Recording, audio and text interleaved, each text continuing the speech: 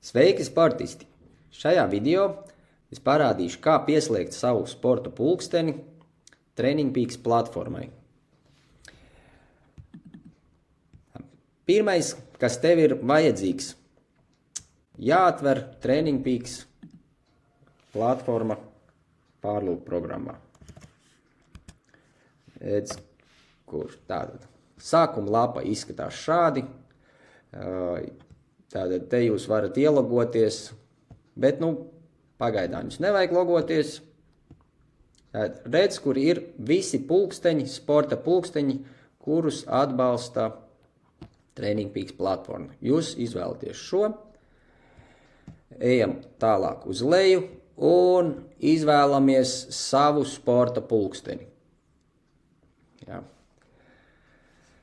Tad man ir Garmin, es izvēlos Connect Garmin device.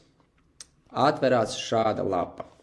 Nospiežat Connect un jums savienosies. Bet pirms jūs to darat, jums ir jāpārliecinās, ka jums ir arī savs Garmin profils Garmin Connect lapā. Tāds man ir izveidots, es pastāstīšu, ja jums tāds nav, kur to var atrast.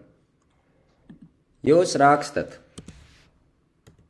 connectgarmin.com, verat vaļā, jums piedāvā ielogoties vai taisīt savu profilu.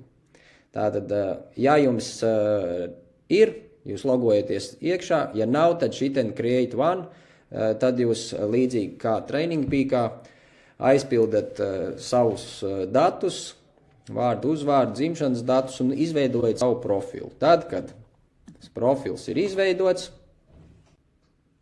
jūs atverat vaļā un pārliecināties, kad ir viss vaļā, viss ir sarakstīts, tad jūs šo te pogu spiežam Connect un jums sinhronizējās abas šīs te lapas. Tātad visi dati, kas ir Garmin Connect lapā, automātiski sinhronizējās ar Training Peaks lapu. Secība ir tāda, ka no pulksteņa vispirms visi dati aiziet uz Garmin Connect lapu un pēc tam uz Training Peaks lapu. Jā. Šeit ir ķeksis, kur jūs varat atzīmēt, pieņemsim, ja jūs treniņi jau iepriekš bijuši un jūs atzīmējat šo, tad visi pēdējo 5 gadu treniņi parādīsies Training Peaks lapā, jūsu kalendārā. Tas viss šim video.